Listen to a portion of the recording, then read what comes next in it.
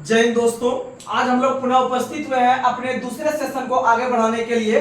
और जिस तरह से आप सभी का हमारा जो कल पहला सेशन चला था बिहार पुलिस का, तो आप सबका जिस तरह से प्यार मिला उसी प्यार को जो है कि आप लोग बरकरार रखिएगा और आप लोग अधिक से अधिक शेयर करने का प्रयास कीजिएगा इस वीडियो को और अधिक से अधिक लाइक कीजिएगा, जिससे कि हम लोग अगले सेशन में जो आते हैं एक नए और एक अलग एनर्जी के साथ उतरते हैं और आप सबों के बीच एक से एक बेहतरीन क्वेश्चन आप लोग के लिए हम लोग लाते हैं। और आप लोग इसी तरह से इस भोकाल बैच का फायदा उठा के और बिहार पुलिस में वर्दी पहनने का सपना को आप साकार कर सकते हैं। और आप लोग अधिक से अधिक अपने दोस्तों में भी इस वीडियो को शेयर करने का प्रयास कीजिएगा। तो चलिए बिना कोई देरी किए हुए इस 40 मिनट के सेशन को हम लोग अच्छे से करने का प्रयास करते हैं। तो आप लोग सबसे पहले आप लोग के लिए मोटिवेशनल क्वेट, तो याद रखिएगा कि आप लोग इस तरह का मोटिवेशनल क्वेट को अपने आत्मज्ञान में उतारने का प्रयास कीजिएगा और एक जुनून के तरह पैदा करके इस एक बार जिंदगी मिला है आपको, आराम से आप भर्ती में शामिल होइए और आराम से आप एग्जाम में जो है कि आप फाड़ के आइए और इस भर्ती को पहनिए और अपने माँ पिताजी के सपने को पूरा करके गांव में जब आइएगा उसके बाद लगेगा कि हाँ नहीं हम भी एक आदमी है। तो सुनिएगा आज का मोटिवेशनल क्वेट, हर सपने को अपने सांसों में रखो, हर सपने को अपने सांसों में रखो, हर मंजिल को अपने बाहों में रखो, हर जीत आपकी है, बस अपने लक्ष्य को अपनी निगाहों में रखो। इसीलिए कहते हैं बार बार दुनियादारी से आप सब चीज नाता छोड़ दीजिए, बस आपको नजर आना चाहिए खाकी वर्दी कि इस बार हमको लेना है तो लेना है। तो आप लोग इसी तरह से आप लोग तैयारी करते रहिए। तो चलिए आज का हम पहला सवाल आप लोग के बीच लाने का प्रयास करते हैं। तो आप लोग इसी तरह से अपना मेहनत करते रहिए। बस जल्दी हम लोग जो है कि 2 से ढाई महीना का यह सेशन चलेगा और इसमें बेहतरीन क्वेश्चन आएगा। और बार बार आपको बताते हैं कि 100 क्वेश्चन में लगभग 50 से 55 क्वेश्चन एकदम हुबहू क्वेश्चन आ जाएगा। बस आप लगातार बन के रहिएगा क्योंकि हम एक स्टूडेंट हैं, हमें पता है कि एग्जामिनर क्वेश्चन कहां से पूछता है, किस किस टॉपिक को टच करता है। तो चलिए बिना कोई समय गवाए आज के सेशन को हम लोग शुरू कर रहे हैं। तो आज का पहला सवाल है, भारतीय संविधान का कौन सा अनुच्छेद सहकारी समिति के संवर्धन से संबंधित है। तो इसका मतलब है कि हम देख रहे हैं कि यहां पर हमको अनुच्छेद से संबंधित क्वेश्चन पूछा है। तो मेरा यह कर्तव्य होना चाहिए कि आगे जो एग्जाम होने वाला है जरूर एग्जामिनर या फिर जो सेट में क्वेश्चन आएगा वो अनुच्छेद से पूछेगा, क्योंकि हम देख रहे हैं प्रीवियस से हम क्वेश्चन कर रहे हैं और प्रीवियस में अनुच्छेद से संबंधित क्वेश्चन पूछा है। तो अनुच्छेद से यहाँ पर आपको जो है कि कवर करना है। आपको लगातार हम प्ले लिस्ट में अनुच्छेद का वीडियो भी बना दिया है, तो आप लोग यहाँ पर भी हम कुछ रिकॉल करवा देते हैं महत्वपूर्ण अनुच्छेद, तो आप लोग याद रखिएगा। तो सबसे पहले हम क्वेश्चन से अवगत करवाते हैं, भारतीय संविधान का कौन सा अनुच्छेद सहकारी समिति से संबंधित है। सुनिएगा, आप लोग को बता दें, आप लोग को पता है कि अभी भारतीय संविधान में कुल 106 संविधान संशोधन हुआ है और 106 संविधान संशोधन से पहले एक संविधान संशोधन हुआ था 97 संविधान संशोधन। 97 संविधान संशोधन 2011 में हुआ था और इसके तहत भारतीय संविधान में एक नया अनुच्छेद जोड़ने का काम किया गया और वह अनुच्छेद था अनुच्छेद 43 का ख। अनुच्छेद 43 का ख, जितना भी आप अनुच्छेद देखते होंगे अगर उसके लास्ट में क ख ग घ अं घ लगा होगा इस तरह से, यानी ये एक्स्ट्रा चीज लगा होगा, तो समझिएगा वह अनुच्छेद कभी ना कभी संसद के द्वारा संविधान संशोधन करके जोड़ा गया है, इस तरह करके जोड़ा गया है। और आपको पता है कि कुल 106 संविधान संशोधन हुआ है, जिसमें कि लोकसभा और आपका विधानसभा में महिलाओं को 33% का आरक्षण हाल ही में मोदी नया वाला संसद भवन जो उद्घाटन हुआ था उसमें ये वाला चीज लाया था, पारित करवाया था। तो समझिएगा 97 संविधान संशोधन 2011 में हुआ था, इसके तहत अनुच्छेद 43 का ख जोड़ा गया और इसमें बोला गया कि एक सहकारी समिति का स्थापना किया जाएगा, सहकारी समिति का स्थापना किया जाएगा। और सहकारी समिति जो होता है एक प्रकार का छोटे स्तर पे देखते होंगे विभिन्न प्रकार के महिला वर्ग या विभिन्न प्रकार के गांव में पंचायत के महिलाओं सब मिलकर एक छोटा सा संस्था चलाते हैं और यानी एक प्रकार के कमेटी चलाते हैं और आगे बढ़ने का काम करते हैं, उसमें पैसा वगैरह लगाते हैं। तो उस तरह का सहकारी समिति का स्थापना 43 के ख अनुच्छेद में किया गया है। वहीं अगर हम बात करते हैं अनुच्छेद 43 का क में क्या है, आखिर ख हम पहुंचने से पहले क होगा, तो अनुच्छेद 43 के ख में समझिएगा कि आप लोग बड़े बड़े उद्योग देखते होंगे, उद्योग में जो मजदूर की संख्या को फिक्स किया गया है, उद्योग में मजदूरों की संख्या को जो फिक्स किया गया है अनुच्छेद 43 के क में, वही याद रखिएगा। एक अनुच्छेद है आपका 40 जो इंपोर्टेंट है, बता देते हैं। अनुच्छेद 40 के तहत आपका ग्राम पंचायत का गठन किया गया है। वहीं अगर हम बात करते हैं अनुच्छेद 38 का, अनुच्छेद 38 के तहत लोक कल्याणकारी राज्य का स्थापना किया गया है, लोक कल्याणकारी राज्य का स्थापना किया गया है। वहीं अगर बात करते हैं उसके बाद एक अनुच्छेद है अनुच्छेद 37, बहुत इंपॉर्टेंट है, आपको पता है अनुच्छेद 36 से लेकर 51 तक जो है यह डीपीएसपी की चर्चा करती है। डीपीएसपी मतलब होता है आपका राज्य के नीति निदेशक तत्व, जिसको हम लोग शॉर्ट में कहते हैं डीपीएसपी, यानी directive principle of state policy, समझिएगा। और यह डीपीएसपी हम लोग को पता है कि आयरलैंड से लिए हैं और आयरलैंड ने इसे स्पेन से लिया है। कहां से लिया है? स्पेन से। बस जितना क्वेश्चन आपको बताते हैं आप ध्यान पूर्वक समझने का प्रयास कीजिएगा।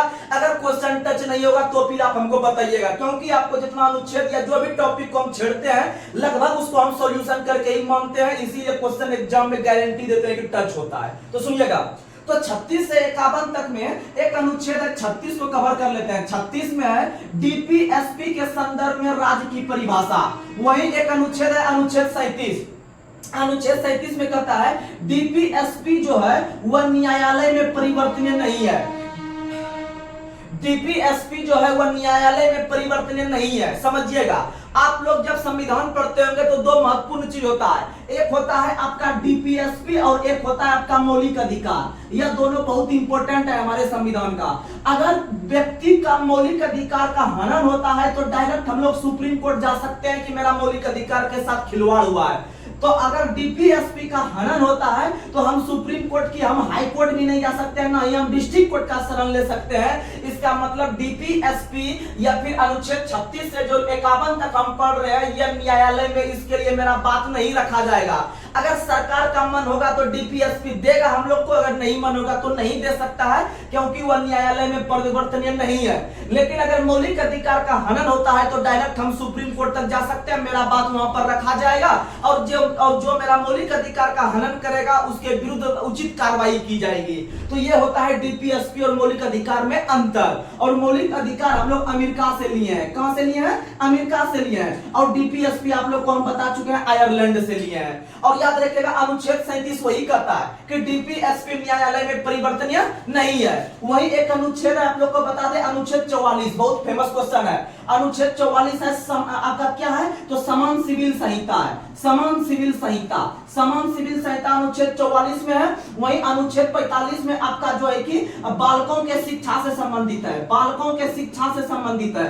वही अनुच्छेद 46 जो है वह एससी एसटी है। लेकिन आपको एग्जाम में ये याद नहीं रखना है, आपको याद रखना है ये 44 याद रखना है, 37 याद रखना है, 38 याद रखना है, 40 याद रखना है। उसके बाद ये दोनों याद रखिएगा और फिर आपको 36 याद रख लेना है। उसके बाद अनुच्छेद 47, अनुच्छेद 47 है पोषाहार के स्तर में वृद्धि।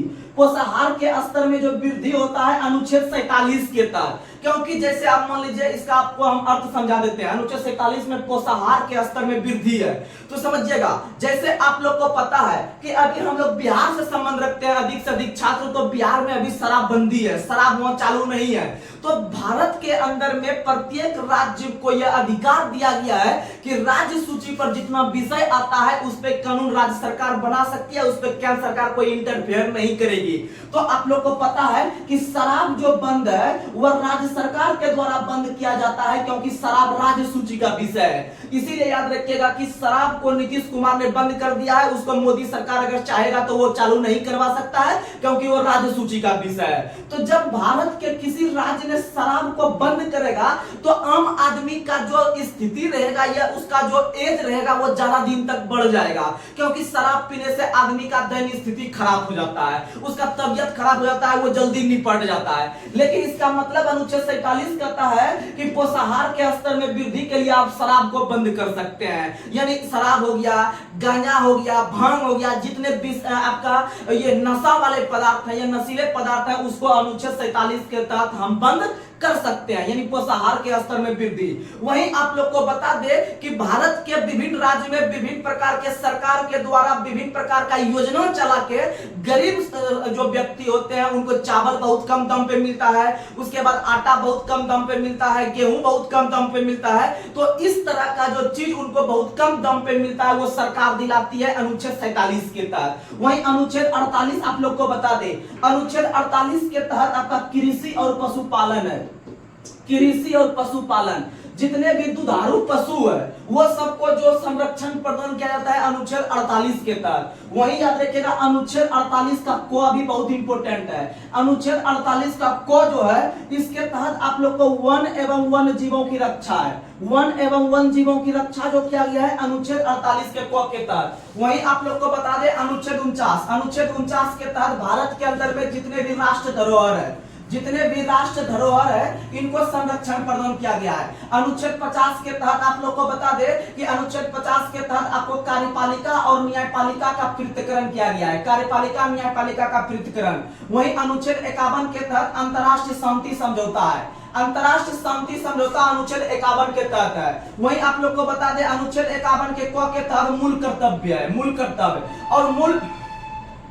और मूल कर्तव्य को सरदार स्वर्ण सिंह समिति के सिफारिश पर 1976 में जोड़ने का काम किया गया।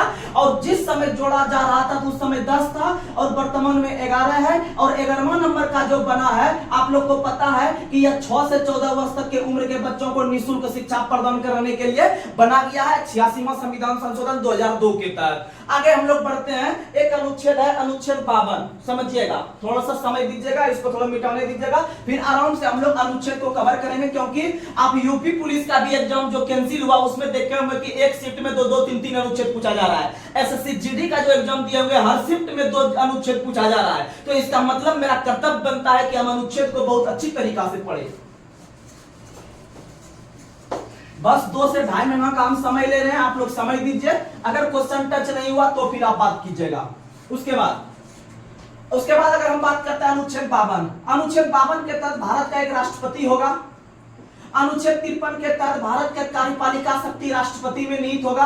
और अनुच्छेद 53 के सुनिएगा, अनुच्छेद 53 का फर्स्ट कहता है कि भारत के अंदर में जो राष्ट्रपति होते हैं वो अपना काम खुद करते हैं, वह अपने अधीनस्थ अधिकारी से करवाते हैं। और अनुच्छेद 53 का जो सेकंड है वह कहता है कि भारत के अंदर में जो राष्ट्रपति होते हैं वो तीनों सेना का प्रमुख होता है। तीनों सेना का प्रमुख, थल सेना, नौसेना और वायुसेना, इन तीनों सेना का जो सबसे बड़ा हेड होता है भारत में वो राष्ट्रपति होते हैं अनुच्छेद 53 के सेकंड के तहत। अनुच्छेद 53 के सेकंड के तहत। वहीं अनुच्छेद 54 कहता है राष्ट्रपति के निर्वाचक मंडल की व्यवस्था। राष्ट्रपति के निर्वाचक मंडल की व्यवस्था।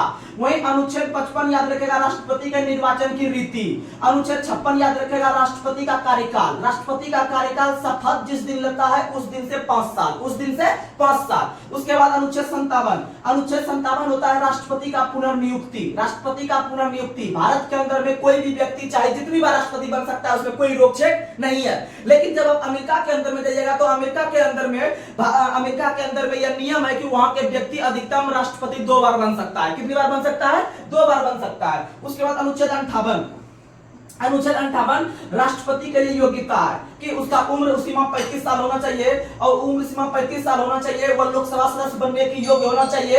उसके बाद फिर बता दे कि उसके पास कम से कम आपका 15,000 रुपया जो होना चाहिए वह होना चाहिए। उसके बाद अगर बात करते हैं अनुच्छेद 59 का, तो अनुच्छेद 59 के तहत आप लोग को पता है राष्ट्रपति के लिए शर्तें हैं। राष्ट्रपति के लिए क्या है? शर्तें हैं। वहीं अनुच्छेद 60 के तहत राष्ट्रपति का शपथ है।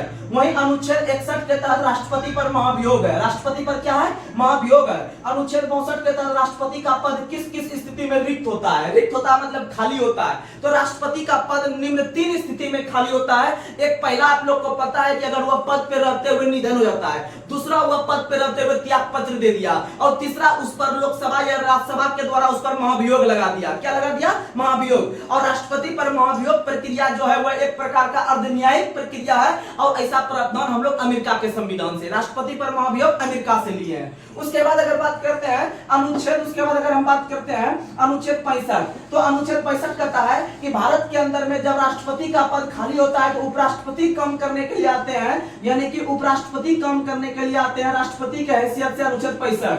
वही याद रखिएगा अनुच्छेद आपका 69, अनुच्छेद 69 के तहत उपराष्ट्रपति का शपथ है, अनुच्छेद 69 के तहत राष्ट्रपति उपराष्ट्रपति का शपथ है, उपराष्ट्रपति का शपथ, अनुच्छेद 69। वही अनुच्छेद 70 कहता है कि जब भारत में राष्ट्रपति का पद खाली होता है तो उपराष्ट्रपति कम करने के लिए आता है, लेकिन जब उपराष्ट्रपति का पद भी खाली होता है तो कम करने के लिए भारत के मुख्य न्यायाधीश आते हैं, और याद रखिएगा वह जो आते हैं आपके सीजाई कम करने के लिए अनुच्छेद 70 के तहत। वही अनुच्छेद 71 बहुत इंपॉर्टेंट है, 71 और 72 एकदम याद रख लीजिएगा, 71 72। अनुच्छेद 71 के तहत, अनुच्छेद 71 के तहत भारत के अंदर में अनुच्छेद 71 कहता है कि आपका राष्ट्रपति और उपराष्ट्रपति के चुनाव से संबंधित, मान लीजिए अभी कुछ दिन पहले राष्ट्रपति का चुनाव हुआ था, उपराष्ट्रपति का चुनाव हुआ था, इस चुनाव से संबंधित जो भी विवाद होगा वह सुप्रीम कोर्ट सुलझाएगा। कौन सुलझाएगा? सुप्रीम कोर्ट सुलझाएगा, याद रखिएगा अनुच्छेद 71 के तहत।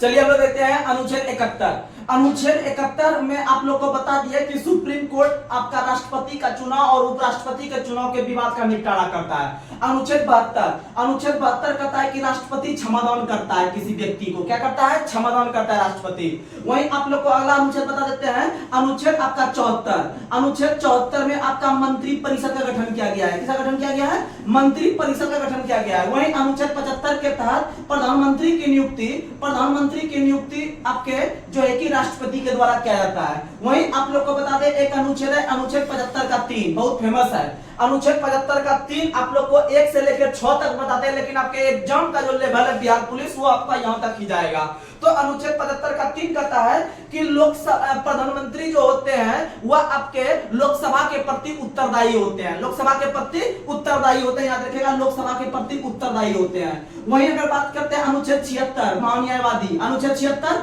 महान्यायवादी। वहीं अगर बात करते हैं हम लोग अनुच्छेद आपका 79 80 81, तीनों याद रखिएगा, बहुत फेमस है, एग्जाम में आता है। तो आपको एक ट्रिक बताए हैं, सोर और सरल, सोर और सरल 79 80 81। 100 से हो गया संसद, 100 से हो गया संसद, रो से हो गया राज्यसभा, रो से क्या हो गया?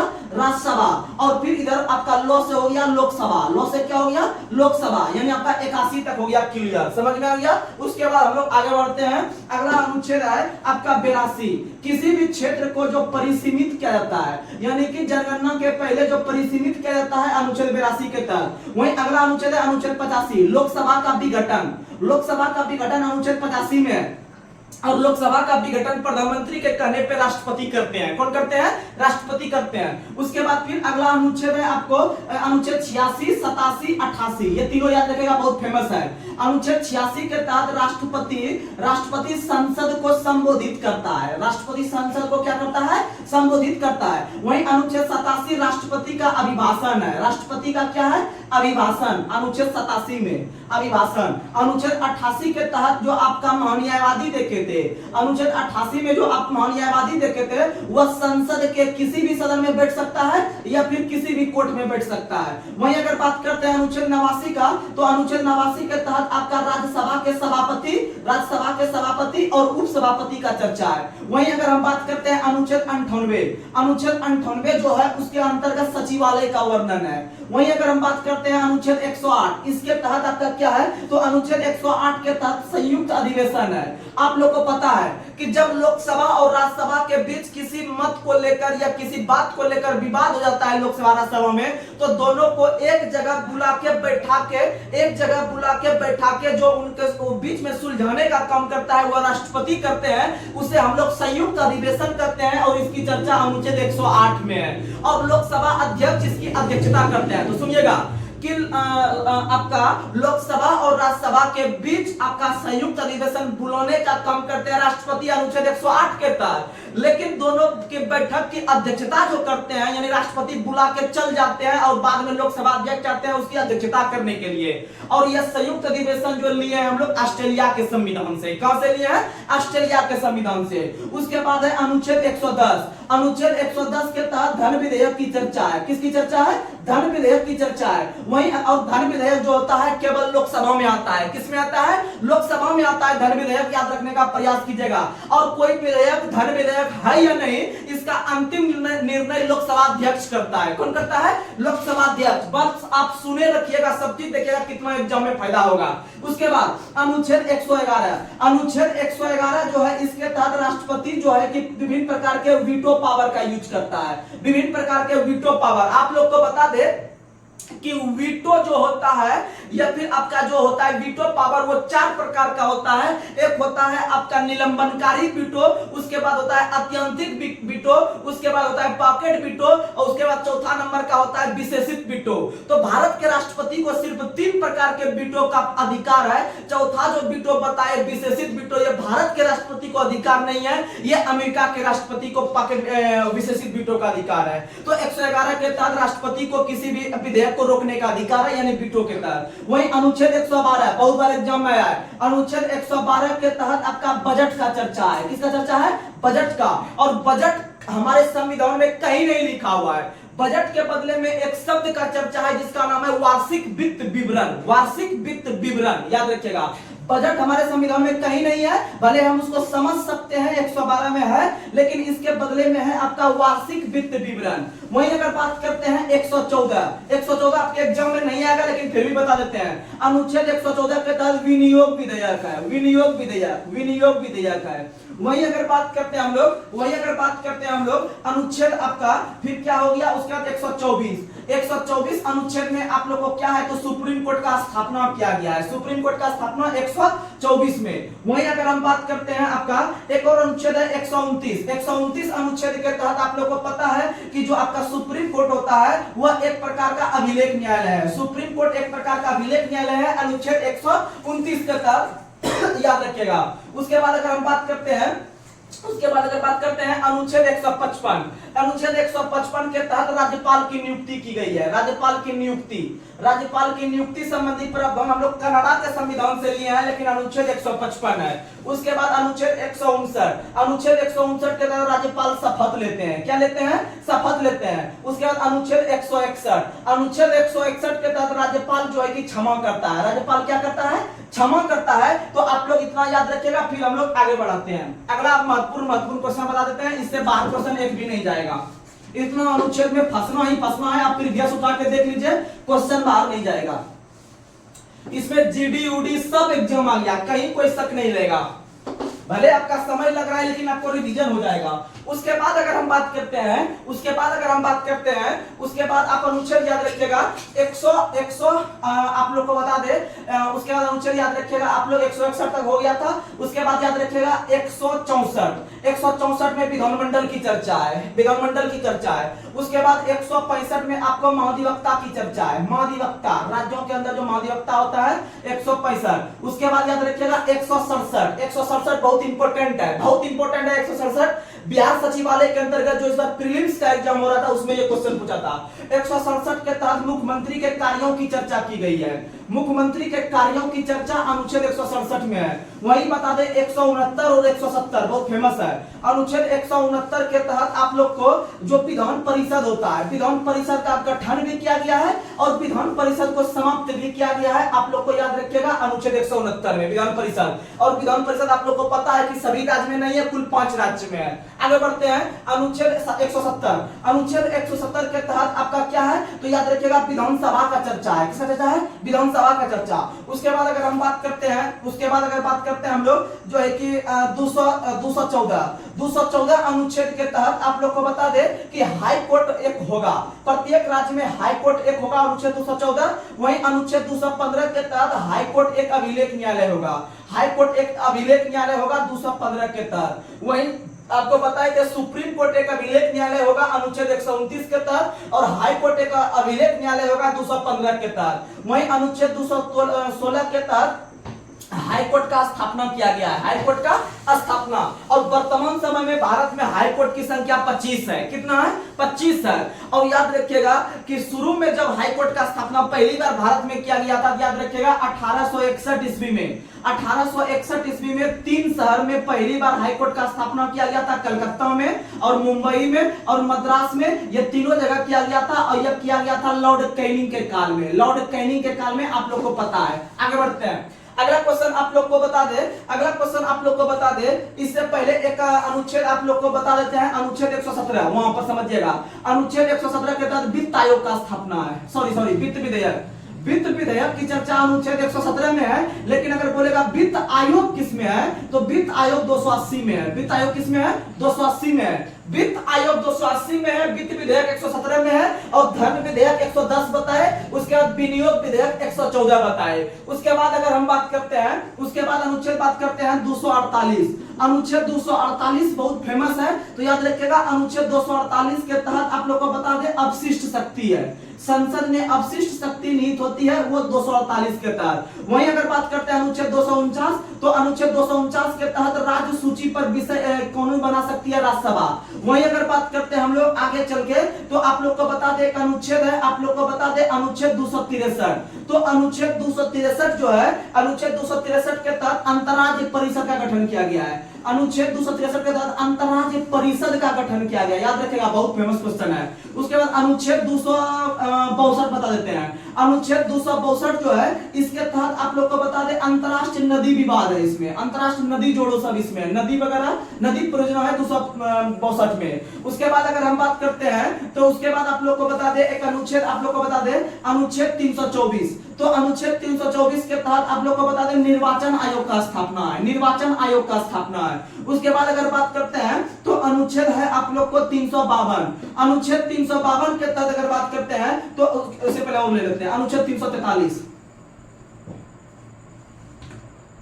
अनुच्छेद 343, अनुच्छेद 343 के तहत आप लोग को बता दे कि आप लोग को पता है कि भारत के अंदर में भारत का जो राष्ट्रीय भाषा है वो हिंदी है। भारत का राष्ट्रीय भाषा कुछ नहीं है, भारत का राष्ट्रीय भाषा हिंदी है, और हिंदी जो लिखी जाती है वो देवनागरी लिपि में लिखी जाती है। यही चीज का उल्लेख है अनुच्छेद 343 में। उसके बाद अगर हम बात करते हैं अनुच्छेद 344, अनुच्छेद 344 में राजभाषा आयोग का स्थापना है, राजभाषा आयोग का स्थापना है। उसके बाद अगर हम बात करते हैं, उसके बाद अगर हम बात करते हैं यहाँ पर अपशिष्ट शक्ति 248 हो गया है। उसके बाद अगर हम बात करते हैं अगला अनुच्छेद 350, तो अनुच्छेद 350 के तहत आप लोग को बता दे कि अंतरराष्ट्रीय लेवल पे आप लोग को हिंदी में प्राथमिकता, यानी कि 350 का क, अनुच्छेद 350 का क, अनुच्छेद 350 के क के तहत हिंदी भाषा में प्राथमिक शिक्षा, हिंदी भाषा में प्राथमिक शिक्षा। वहीं अगर बात करते हैं 351, तो 351 के तहत हिंदी को प्रोत्साहन किया गया है, हिंदी को प्रोत्साहन 351 350 के क के तहत हिंदी में प्राथमिक भाषा में जो प्राथमिक स्तर पे जो शिक्षा दिया जाएगा वो हिंदी भाषा में। और 343 के तहत देवनागरी लिपि में हिंदी लिखी जाएगी। 344 में राजभाषा आयोग का स्थापना किया जाएगा। उसके बाद अगर बात करते हैं अनुच्छेद 352 का, तो अनुच्छेद 352 में आप लोग को पता है राष्ट्रीय आपातकाल की चर्चा है, राष्ट्रीय आपातकाल की चर्चा। अनुच्छेद 356 के तहत आप लोग को पता है राष्ट्रपति शासन की चर्चा है, राष्ट्रपति शासन 356। वही बात करते हैं अनुच्छेद 360, तो अनुच्छेद 360 के तहत वित्त आपातकाल, कौन सा आपातकाल? वित्त आपातकाल। तो सुनिएगा राष्ट्र आपातकाल अभी तक कितना बार? 3 बार, और राष्ट्रपति शासन अभी तक कितना बार? तो लगभग 120 बार, और वित्त आपातकाल अभी तक 0 बार लगा है। कितना बार लगा है? 0 बार लगा है। उसके बाद अगर हम बात करते हैं अनुच्छेद 361, तो अनुच्छेद 361 के तहत राष्ट्रपति से संबंधित है। किससे संबंधित है? राष्ट्रपति से संबंधित है। यानी कि भारत के अंदर में जो राष्ट्रपति अभी वर्तमान रूप में काम कर रहे हैं, जो भी काम कर रहे हैं उसे सब काम सही माना जाएगा। यानी कि वर्तमान राष्ट्रपति जो काम करते हैं पद पे रहते हुए, उसके द्वारा किया गया सभी काम सही माना जाएगा। अनुच्छेद 361 के तहत याद रखने का प्रयास कीजिएगा। जैसे अभी भारत के राष्ट्रपति द्रौपदी मुर्मू है, वह जो भी काम कर रहे हैं उसके विरुद्ध कोई आवाज नहीं उठ सकता है, उसके द्वारा किया गया सभी काम मान्य माना जाएगा। तो वह अनुच्छेद 361 के तहत याद रखेगा। अच्छा क्वेश्चन है। और राष्ट्रपति द्वारा अध्यादेश 123, ये छूट गया था, याद रखिएगा। राष्ट्र, क्योंकि हम बहुत बार बोले हुए हैं, आप लोग आराम से भी मार देते जो लगातार रहते होंगे। राष्ट्रपति द्वारा अध्यादेश अनुच्छेद 123, वहीं इसी को पलटाइएगा 213, ये हो जाएगा आपका राज्यपाल के द्वारा अध्यादेश। राज्यपाल के द्वारा अध्यादेश। वहीं अगर हम बात करते हैं अनुच्छेद, उसके बाद अगर हम बात करते हैं तो उसके बाद एक अनुच्छेद है आप लोग को जो है कि कौन सा अनुच्छेद बच गया 300 के बाद, तो 361 हो गया, 300, हाँ उसका एक और बता देते हैं 365 अनुच्छेद के तहत राष्ट्रपति शासन है। आप लोग को यहाँ पर बताए थे, अब बहुत बच्चा कंफ्यूज किए होंगे। राष्ट्रपति शासन देखिए यहाँ 356 में बताए, लेकिन 365 में भी राष्ट्रपति शासन की चर्चा है, लेकिन छोटे स्तर पर। कितना स्तर पर? छोटे स्तर पर। तो आप लोग ये सब क्वेश्चन याद रखने का प्रयास कीजिएगा। उसके बाद है अनुच्छेद 375। अनुच्छेद 375 है कि राज्य को अनुदान मिलेगा, राज्य को अनुदान दिया जाएगा भारत सरकार के द्वारा, राज्य को अनुदान दिया जाएगा भारत सरकार के द्वारा। तो ये सब क्वेश्चन आप याद रखने का प्रयास कीजिएगा। तो ये सब आपको जो अनुच्छेद बताए बस आप माइंड में रिकॉर्ड रखिएगा, आराम से कवर हो जाएगा। तो चलिए हम लोग अगला क्वेश्चन पे चलते हैं। अभी हम अनुच्छेद पर थोड़ा समय इसलिए लिए क्योंकि यहाँ से आपको एक दो क्वेश्चन फिक्स है आएगा और फंस जाएगा, मान लिएगा। तो क्योंकि 100 क्वेश्चन बनाइएगा तो उसमें निगेटिव नहीं है, जितना आप अधिक से अधिक सही करने का प्रयास कीजिए आपका रिजल्ट उतना अच्छा से बन जाएगा। लोग अगला क्वेश्चन में बात करते हैं। तो अगला क्वेश्चन है कि राजा टोडरमल निम्न में से किस मुगल सम्राट के शासनकाल के दौरान राजस्व मंत्री थे? तो यहाँ पर हम बात करते हैं आपका राजस्व मंत्री, यहाँ पर टोडरमल का बात किया है। किसका बात किया है? टोडरमल का।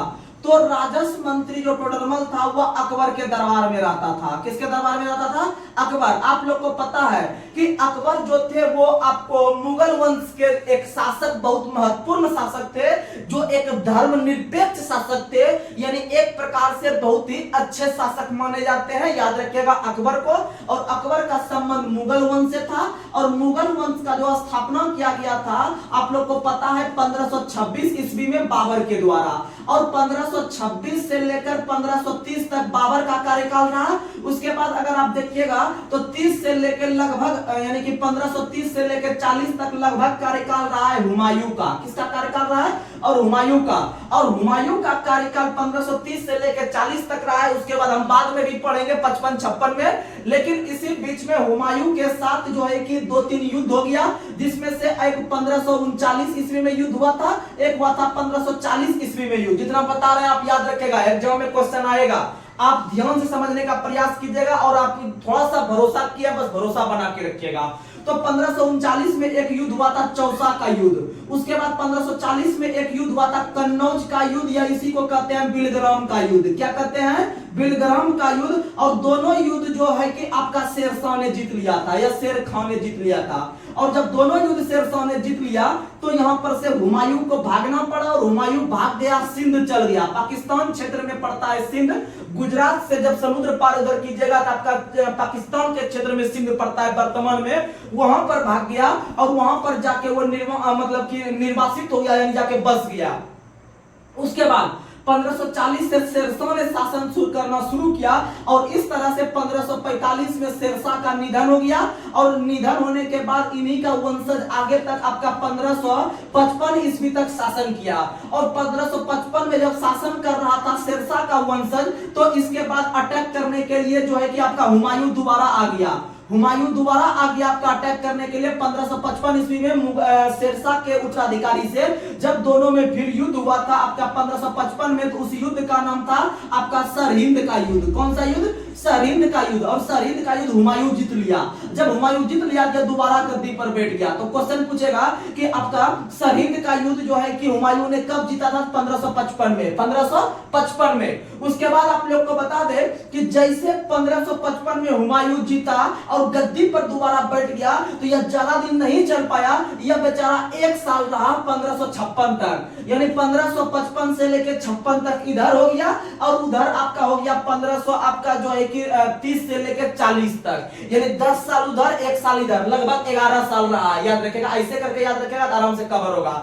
उसके बाद जैसे हुमायूं जो है कि आपका 56 में खत्म हो गया कहानी उसका, तो 1556 में जो है कि सबसे महान शासक बनते हैं आपके मुगल वंश के अंतर्गत, जिसका नाम है अकबर। जिसका नाम है अकबर। और आप लोग को बता दे कि अकबर का जन्म जो हुआ है वह आपका हमीदा बानो बेगम के गर्भ से हुआ है। हमीदा बानो बेगम के गर्भ से, जो कि आपका हुमायूं का पुत्र हुआ। हुमायूं का पुत्र और हमीदा बानो बेगम का भी पुत्र हुआ। तो इसका मतलब हमीदा बानो बेगम और हुमायूं दोनों आपस में पति पत्नी हुआ। समझ में आ गया। उसके बाद इनका जो जन्म हुआ था यह गुजरात का एक क्षेत्र था जिसका नाम था अमरकोट। क्या नाम था? अमरकोट। बहुत बार क्वेश्चन पूछा है कि अकबर का जन्म किस शहर में हुआ है, तो अमरकोट में हुआ है। और अमरकोट जो है वो गुजरात का क्षेत्र में पड़ता था और वहां के एक शासक थे राजा वीर साल।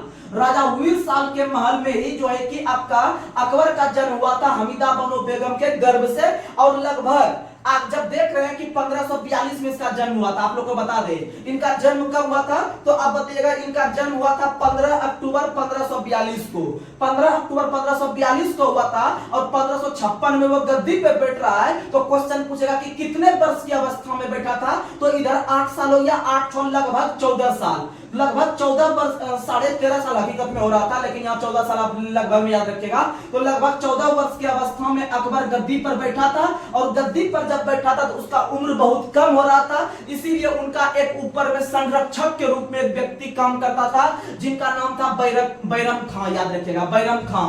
तो 1556 से लेकर 1560 तक अकबर के संरक्षक के रूप में काम किया है बैरम खां ने। कौन काम किया है?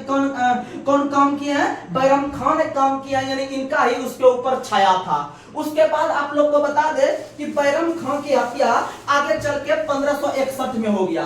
1561 में बैरम खां का हत्या हो गया और इससे पहले 60 तक वह उसको कवर करता था अकबर को। उसके बाद बताते हैं आगे चलकर आप लोग को बता दे कि 14 फरवरी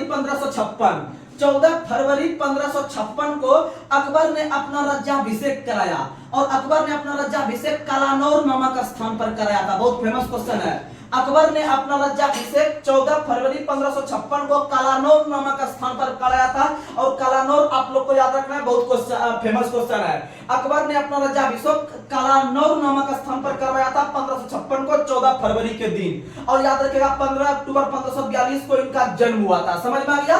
और याद रखिएगा कि आपका अकबर के जो गुरु का नाम था, अकबर के गुरु का नाम था अब्दुल लतीफ। अकबर के गुरु का नाम था अब्दुल लतीफ। क्या नाम था? अब्दुल लतीफ। और इस अब्दुल लतीफ ने जो है कि इनका बहुत हद तक सपोर्ट किया। और इधर जो आपका बैरम खां था, इस बैरम खां को एक उपाधि दिया गया था जिसका नाम है खानी बाबा। क्या नाम है? खानी बाबा। तो अगर क्वेश्चन पूछेगा कि खानी बाबा के नाम से किस व्यक्ति को जाना जाता है, तो खानी बाबा के नाम से बैरम खां को जाना जाता है। और बैरम खां कौन था? तो 1556 से लेकर 60 तक आपका अकबर बहुत छोटा था तो उसके संरक्षक के रूप में काम कर रहे थे। वहीं अगर हम बात करते हैं कि अकबर के द्वारा किया गया महत्वपूर्ण कार्य सब क्या है, तो एक बार आपको रिकॉल करवा देते हैं। और साइंस के लिए टेंशन नहीं लीजिएगा, साइंस का भी बहुत सारा क्वेश्चन आप लोग को बताएंगे, तो सुनिएगा। अगर हम बात करते हैं आपका जो है कि अकबर के द्वारा किया गया कार्य, तो अकबर ने 1562 में अपने आप को हरम दल से मुक्त किया था। 1563 और 1562 में हरम दल से मुक्त किया था। और याद रखिएगा दास प्रथा का भी अंत किया था। दास प्रथा का अंत भी 1562 में किया था। उसके बाद 1563 यानी तीन यानी तीर्थ यानी कि 1563 में तीर्थ यात्रा कर को समाप्त किया था। याद रखिएगा। उसके बाद 1564 में जजिया कर को समाप्त किया था। आप लोग याद रखिएगा। और जब यह जजिया कर समाप्त किया था 1564 में, तो इसके बाद लागू करने वाला अगर शासक पूछेगा कौन था, औरंगजेब था। औरंगजेब ने आप लोग को बता दे 1679 में इसको लागू किया था। 1679 में आगे चलकर लागू किया था। याद रखिएगा। और उससे पहले जो समाप्त किया था अकबर ने 1564 में। क्वेश्चन पूछता है कि अकबर के द्वारा समाप्त किए गए आपका जजिया कर को पुनः लागू कौन करवाया था, तो औरंगजेब ने, क्योंकि वो विपरीत काम करते थे और करवाया था 1679 में। उसके बाद आप लोग को बता दे, उसके बाद याद रखिएगा 1571 में जो है कि अकबर ने आपका किसका स्थापना किया था, तो याद रखिएगा कि आपका जो आगरा के पास जो फतेहपुर सीकरी है, फतेहपुर सीकरी का स्थापना जो करवाया था वह आपका 1571 में करवाया था। वही अगर बात करते हैं 1579 में, तो 1579 में जो है कि अकबर ने मजहर का घोषणा किया था। मजहर का घोषणा बहुत फेमस क्वेश्चन है। उसके बाद याद रखिएगा आप लोग जो है कि 1580 में जो है कि अकबर ने 10 साला बंदोबस्त शुरुआत किया था। 10 साला साला बंदोबस्त का शुरुआत 1580 में करवाया था, या किसके सपोर्ट से करवाया था? तो याद रखिएगा यह जो करवाया था आप लोग को पता है कि अकबर के, आप लोग को बताए थे, अकबर का राजस्व मंत्री राजा टोडरमल है। अकबर के राजस्व मंत्री राजा टोडरमल है। टोडरमल के सहायता से ही 10 साला बंदोबस्त का शुरुआत 1580 में अकबर ने करवाया था। उसके बाद अगर हम बात करते हैं, 1582 में, तो 1582 में जो है कि किसका स्थापना किया गया था? दीन ए इलाही धर्म का स्थापना 1582 में किया गया था। वहीं अगर बात करते हैं 1583 में, तो 1583 में इलाही सम्मत का स्थापना किया गया था, किसके द्वारा? अकबर के द्वारा। वहीं अगर हम बात करते हैं 1585 में, तो 1585 में जो है कि अकबर के द्वारा जो है कि लाहौर जो है कि राजधानी हस्तांतरित किया गया था। आप लोग ये सब याद रखने का प्रयास कीजिएगा। और अकबर के दरबार में 9 रत्न था। कौन, कितना रत्न था? अकबर के दरबार में 9 रत्न था। 9 रत्न में से आपको बताए राजा टोडरमल था। उसके बाद आप लोग को बता दे दूसरा कौन था? आप लोग को पता है कि अकबर ने कंठाभरण विलास की उपाधि जो दिया था वो किसको दिया था? तो अकबर ने कंठाभरण की जो विलास की उपाधि दिया था वो तानसेन को दिया था। किसको दिया था? तानसेन को। इसीलिए तानसेन भी 9 रत्न में शामिल था, आप लोग को पता है। उसके बाद आप लोग को पता है अबुल फजल का नाम, अबुल फजल जो है यह अकबर के दरबार के 9 रत्न में शामिल था। और अबुल फजल के द्वारा ही अकबरनामा का रचना किया गया है। अकबरनामा का रचना अबुल फजल ने किया है, याद रखिएगा। और इनके बड़े भाई का नाम था फैजी, यह भी इसके दरबार में रहता था, याद रखिएगा। ये सब कंटेंट है, आप लोग याद रखने का प्रयास कीजिएगा। तो चलिए हम लोग आगे बढ़ते हैं अगला क्वेश्चन पे। बस आप लोग लगातार बनकर रहिएगा। आप अगर बिहार पुलिस का तैयारी कर रहे हैं तो आपको सिलेक्शन पक्का होगा, इसमें कहीं कोई शक नहीं है। बस आप लोग डेली एक सेट प्रैक्टिस मारिएगा और आपको लगभग 7 से 8 क्वेश्चन हम प्रीवियस लेके चलते हैं और उस पर आधारित आपको उसका ब्रीफ जानकारी देने का प्रयास करते हैं, जिससे कि आपका तैयारी बहुत ही अच्छा होगा। बस जितना बताते हैं आप 100% यहाँ पर आप जो है कि आराम से याद रखने का प्रयास कीजिए। एग्जाम में रिजल्ट आपका आएगा, जिस दिन पीडीएफ आएगा आपका रिजल्ट का, उस पीडीएफ में आपका नाम होगा। और उस दिन से आपको इतना दौड़ लगाना है, इतना भागना है अपने जो है कि आपको मंजिल की ओर, कि उस मंजिल को जो है कि शर्म आ जाए कि नहीं अब इसको दे देना चाहिए, अब इसी का ये हक है। बस आप लगातार मेहनत कीजिएगा। आगे बढ़ते हैं। अगला क्वेश्चन आप लोग को बताना है। अगला क्वेश्चन बताइएगा, कोलंबस ने किस बंदरगाह से अपनी महान यात्रा प्रस्थान किया था? अब आपको नाम यहां पर एक व्यक्ति का आया है, कोलंबस। किसका नाम आया है? कोलंबस। आप लोग को बता दे कि जब भारत के खोज पर विभिन्न प्रकार के व्यक्ति निकले थे, तो उसमें से एक व्यक्ति था कोलंबस। कोलंबस का संबंध था स्पेन से। सबसे पहले कंटेंट याद रखिएगा, जैसे शुरू करते हैं कंटेंट का बौछार लग जाता है, तो याद रखिएगा कि क्रिस्टोफर कोलंबस का संबंध स्पेन से था। और स्पेन से ये जब निकले थे तो याद रखिएगा 1492 में। कब निकले थे? 1492 में निकले थे, याद रखिएगा। और 1492 में निकलने के बाद जब यह निकला था अपने घर से स्पेन से, तो यह जो है कि आप लोग को पता है केप ऑफ गुड होप देखिए द्वारा निकला।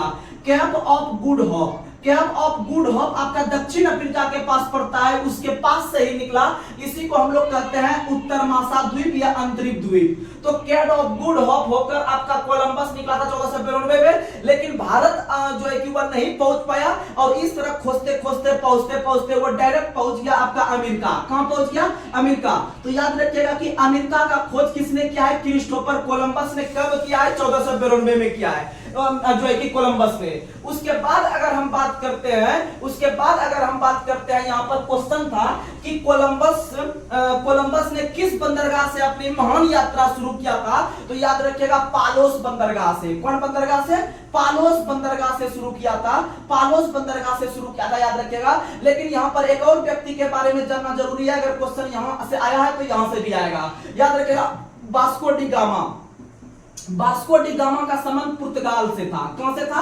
पुर्तगाल से। और इधर जो आपको केप ऑफ गुड होप बताए, इसका खोज किया है आपका बार्थोलोमेव डियाज ने। बार्थोलोमेव डियाज ने केप ऑफ गुड होप का खोज किया है। और उसी के माध्यम से कोलंबस भी आ रहे हैं और इधर आपका वास्को डी गामा भी आएंगे। तो याद रखिएगा वास्को डी गामा आपका संबंध पुर्तगाल से था और यह भारत के खोज पर निकला था आपका 1498 में। कब निकला था? 1498 ईस्वी में निकला था। और निकलने के बाद जो है कि धीरे धीरे वह केप ऑफ गुड होप से होते हुए आपका भारत के अंदर में केरल पहुंचा। कहां पहुंचा? केरल। और केरल के कालीकट तट पर पहुंचा, केरल के कालीकट तट पर पहुंचा। और यहां पर पहुंचने के बाद आप लोग को बता दे कि यहां पर पहुंचने के बाद जो है कि इसका स्वागत जमोरिन ने किया था। स्वागत किसने किया था? जमोरिन ने। स्वागत जो किया था वह जमोरिन ने किया था, लेकिन कालीकट तट पर या भारत के केरल राज्य में पहुंचने में जो इसको जो कि आपका सहायता किया था, सहायता जो किया था वह अब्दुल मजीद ने किया था। अब्दुल मजीद ने किया था, सुनिएगा, अब्दुल मजीद।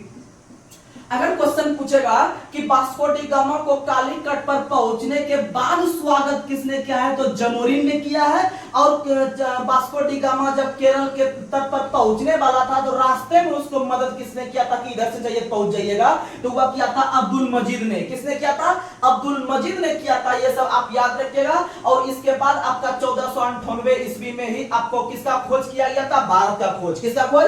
भारत का खोज किया गया था। और 1498 में उसके बाद दोबारा वास्को डी गामा आपका 1502 ईस्वी में आया था। कब आया था? 1502 ईस्वी में आया था। और वास्को डी गामा ने जब भारत में कंपनी का स्थापना करके उसके बाद आपको पता है कि 1505 ईस्वी में पहला पुर्तगाली गवर्नर बनकर आया था, जिसका नाम था आपका जो है कि अल्मेडा। क्या नाम था? अल्मेडा। पहला पुर्तगाली गवर्नर अल्मेडा आया था 1505 में बनकर, और 1509 में यह घर चल गया। और 1509 में दूसरा गवर्नर पुर्तगाली गवर्नर आया था 1509 में। तो याद रखिएगा कि 1505 में अल्मेडा आया था। कौन आया था? अल्मेडा, पहला गवर्नर। और 1505 में अल्मेडा जो है कि चोल के युद्ध में हार गया था, तो गुजरात के शासक के साथ, तो अल्मेडा को बुला लिया जो है कि पुर्तगाल। उसके बाद याद रखिएगा कि 1509 ईस्वी में 1509 ईस्वी में एक नया गवर्नर आया दूसरे नंबर का, ये था पहले नंबर का। और दूसरे नंबर का जो आया था उसका नाम था अल्बुकर्क। क्या नाम था? अल्बुकर्क। और अल्बुकर्क ने जो है कि 1509 में आने के बाद 1510 में इन्होंने सबसे पहला काम किया कि वह जो है कि क्या किया, तो वह आपको गोवा पे अधिकार कर लिया। गोवा पे अधिकार कर लिया। और गोवा पे जो अधिकार किया था वह किससे छीना था? याद रखिएगा, बीजापुर के शासक थे, इसका नाम था यूसुफ आदिल शाह। बीजापुर के शासक यूसुफ आदिल शाह से गोवा को छीनने का काम किया।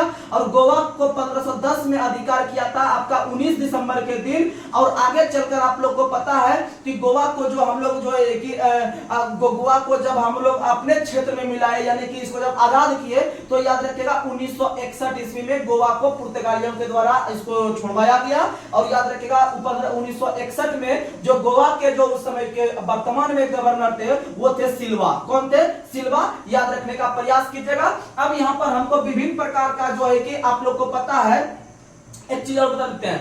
1505 में जब अल्मेडा आया था पहली बार, तो इन्होंने ब्लू वाटर की नीति को अपनाया था। ब्लू वाटर की नीति को अपनाया था।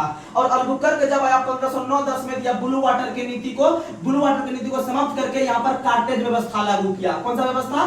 कार्टेज व्यवस्था। ये सब कंटेंट आपको काहे नहीं बताते, क्योंकि इतना लेवल का आपको बिहार पुलिस में नहीं आएगा। और जहां से आता है क्वेश्चन आप लोग को हम उस लेवल से बता रहे हैं, बस आप लगातार बनकर रहिएगा। अब बात करते हैं विभिन्न प्रकार का जो है कि हम लोग बात कर देते हैं आपका समुद्र तट का या फिर बंदरगाह का। तो भारत के पड़ोसी देश में 2-4 गो बंदरगाह है, वहां से क्वेश्चन आता है। जैसे आप लोग को पता है म्यांमार भारत का एक पड़ोसी देश है। म्यांमार में एक बहुत प्रसिद्ध बंदरगाह है जिसका नाम है सितवे बंदरगाह। सितवे बंदरगाह आपका कहां में है? म्यांमार में।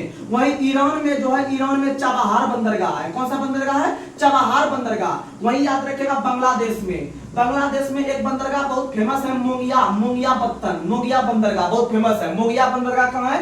बांग्लादेश में। वहीं अगर हम बात करते हैं श्रीलंका में, तो श्रीलंका में है हम्बन टोटा बंदरगाह। हम्बन टोटा बंदरगाह श्रीलंका में है, जो कि चाइना वगैरह वहां पर बना रहा है। उसके बाद अगर बात करते हैं पाकिस्तान में कौन सा बंदरगाह है, तो पाकिस्तान में बंदरगाह है आपका ग्वादर बंदरगाह आपका कहां में है? पाकिस्तान में। ग्वादर बंदरगाह कहां है? पाकिस्तान में। वहीं अगर हम बात करते हैं आपका चीन में कौन सा बंदरगाह है बहुत फेमस, तो याद रखिएगा चीन में कौन सा है? किंगदाओ बंदरगाह जो है वह चीन में है। तो आपको ये सब कंटेंट बताया, आप लोग याद रखने का प्रयास कीजिएगा, क्वेश्चन आता है। सबसे फेमस है क्वेश्चन है चाबहार बंदरगाह कहां है? ईरान में। से सब फेमस है, लेकिन आप याद रखिएगा। उसके बाद अब हम बात करते हैं, थोड़ा सा साइंस का क्वेश्चन पूछ लेते हैं, क्योंकि साइंस भी बिहार पुलिस में आता है। आप लोग लगातार बनकर रहिएगा, और साइंस का भी हम लोग सिलेबस में देते हैं, आप लोग एक बार याद कीजिएगा। अगला क्वेश्चन आप लोग को बताना है, आरएच फैक्टर का खोज किसने किया है? तो आरएच फैक्टर का जो खोज किया है वह आपका लैंडस्टीनर ने किया है। लैंड स्टीनर एवं बीनर ने 1940 में रिसस नाम के बंदर से आरएच फैक्टर का खोज किया और आरएच फैक्टर का संबंध रक्तदान से, किससे है? रक्तदान से। अगला क्वेश्चन आप लोग को बताना है, रक्तचाप कंट्रोल करने वाली ग्रंथि का नाम क्या है? एड्रिनल ग्रंथि। क्या नाम है? एड्रिनल ग्रंथि है रक्तचाप को कंट्रोल करने वाला। और रक्तचाप जो होता है वह 120/80 होता है। कितना होता है? 120/80। और रक्तचाप को मापने वाला यंत्र का नाम है स्फिग्नोमैनोमीटर। क्या नाम है?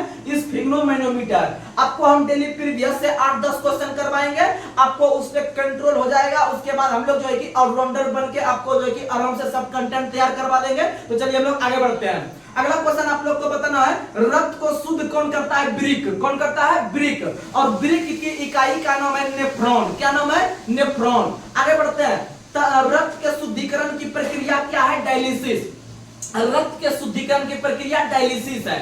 अगला क्वेश्चन आप लोग को बताना है, वृक्क का भार कितना होता है? 150 ग्राम। वृक्क का भार कितना होता है? 150 ग्राम। अगला क्वेश्चन बताना है, मानव गुर्दे में बनने वाली पथरी किसकी बनी होती है? कैल्शियम ऑक्जेलेट के। कैल्शियम ऑक्जेलेट के। कैल्शियम ऑक्जेलेट के पथरी बनी होती है।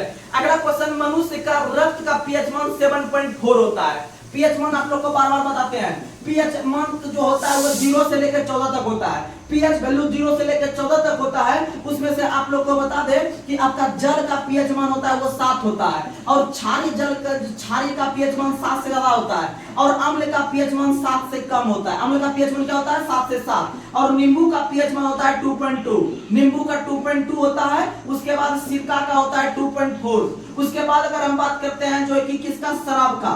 शराब का होता है 2.8। शराब का कितना होता है? 2.8। उसके बाद अगर करते हैं हम लोग आंसू का, आंसू हो गया। उसके बाद आप लोग को अगर बात करते हैं जो है कि आंसू हो गया, उसके बाद हो गया खून या रक्त, दोनों का बराबर होता है 7.4। उसके बाद बात करते हैं पित्त का। पित्त का होता है 7.7। और पित्त जो जमा होता है वह पित्ताशय में। पित्त जमा होता है पित्ताशय में। और पित्त जो स्रावित होता है वह यकृत से। पित्त स्रावित कहां से होता है?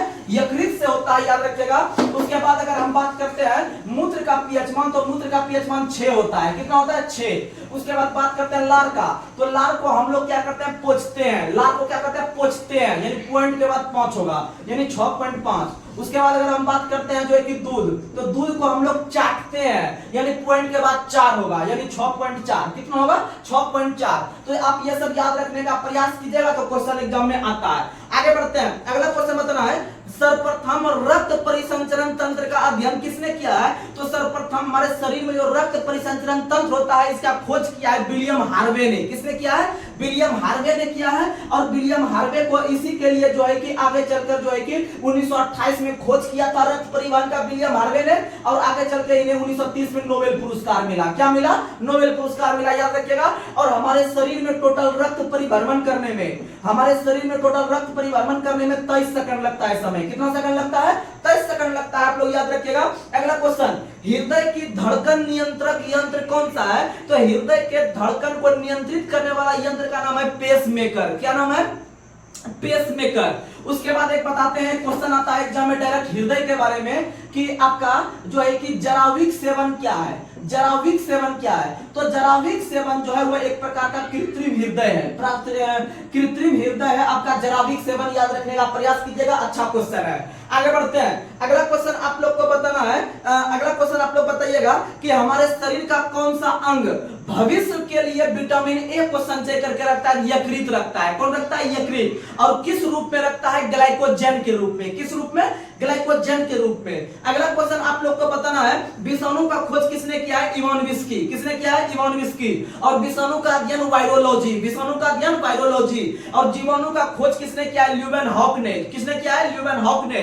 और जीवाणु का अध्ययन क्या कहलाता है? बैक्टीरियोलॉजी। क्या कहलाता है? बैक्टीरियोलॉजी। आगे बढ़ते हैं। अगला क्वेश्चन, रानीखेत बीमारी किससे फैलती है? वायरस से। रानीखेत बीमारी वायरस से। और रानीखेत बीमारी किसमें होती है? मुर्गी में। किसमें होती है? मुर्गी में, याद रखने का प्रयास कीजिएगा। आगे बढ़ते हैं। जंतुओं में होने वाला फुट एंड माउथ रोग जो होता है, आप लोग को पता है कि गाय जानवर सब में क्या होता है? भैंस सब में खुर में जो होता है नीचे उसमें घाव हो जाता है, वो पैर नहीं रख पाता है। और मुंह में भी वो चबा नहीं पाता है, तो वहां पर भी रोग होता है। उसको कहते हैं फुट एंड माउथ रोग। फुट एंड माउथ रोग। और फुट एंड माउथ रोग कवक से होता है। फुट एंड माउथ रोग किससे होता है? सॉरी, फुट एंड माउथ रोग वायरस से होता है। फुट एंड माउथ रोग किससे होता है? वायरस से। दो क्वेश्चन बताते हैं कंफ्यूजन वाला।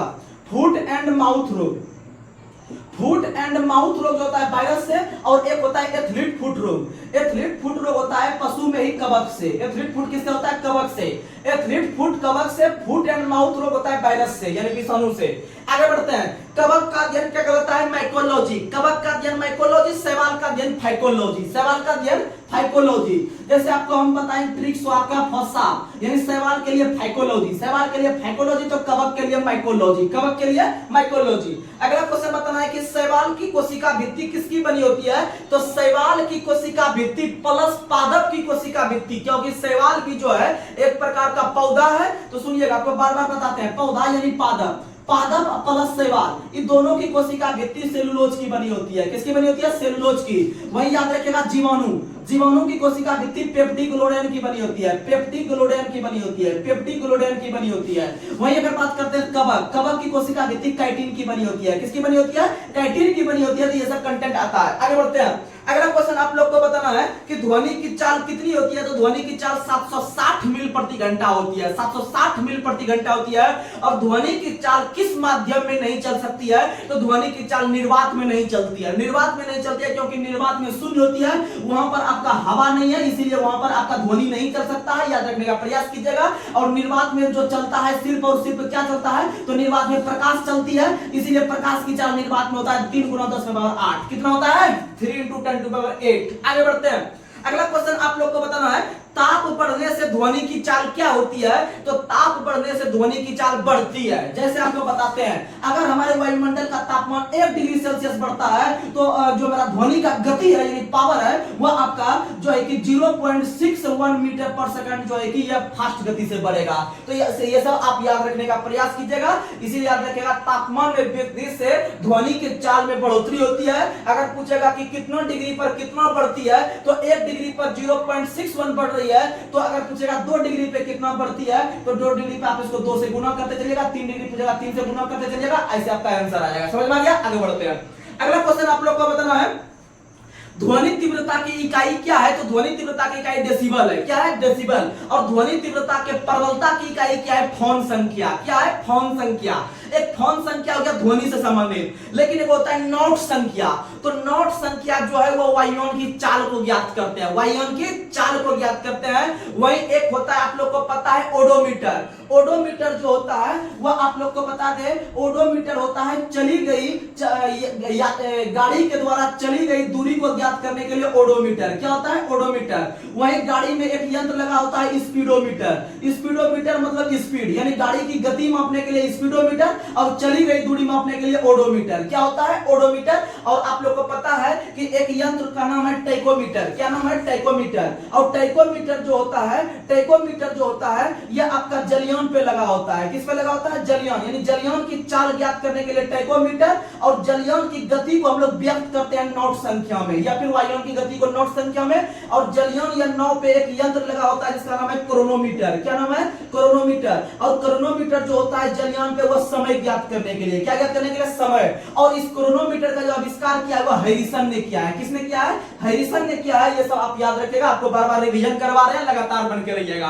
आगे बढ़ते हैं। अगला क्वेश्चन बता रहा है, प्रकाश वर्ष किसका मात्रक है? तो प्रकाश वर्ष दूरी का मात्रक है। किसका मात्रक है? दूरी का। और आप लोग को बता दें कि एक प्रकाश वर्ष बराबर जो होता है, एक प्रकाश वर्ष बराबर जो होता है वो आपका कितना होता है? तो 9.46 × 10⁻12 किलोमीटर। या फिर अगर मीटर में रहेगा तो यहाँ पर 12 के जगह पावर में 15 रख दीजिएगा, क्योंकि आपको पता है कि 1000 का दोनों डिफरेंट होता है मीटर किलोमीटर में। आगे बढ़ते हैं।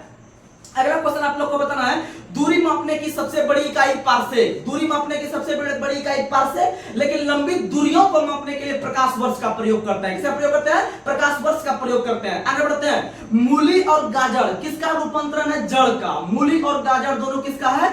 जड़ का।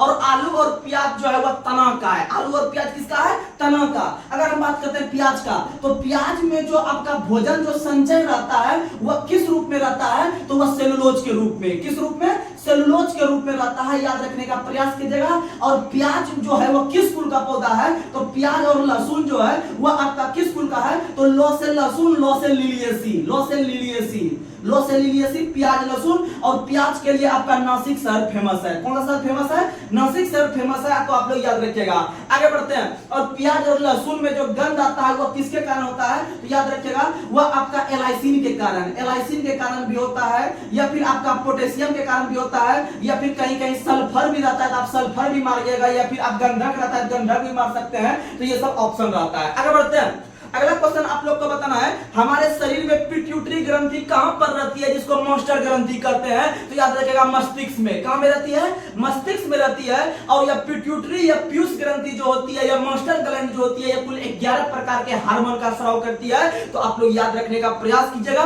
तो चलिए आज के सेशन को हम यहीं पर ब्रेक करते हैं, तो हम लोग अगले सेशन में मिलेंगे। तब तक के लिए आप लोग फास्ट रिवीजन कीजिएगा और अपना जी जान झोंक दीजिए। आप बिहार पुलिस का डेली एक सेट लगाइए, रिजल्ट आराम से होगा। तो तब तक के लिए जय हिंद जय भारत।